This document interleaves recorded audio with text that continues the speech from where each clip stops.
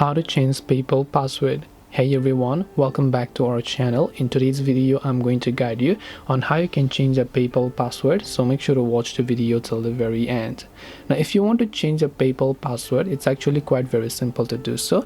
All you have to do is go to paypal.com, and if you are logged in and you want to change your password, you can tap on the three lines option from the top left, then tap on the gear icon that you can find over here.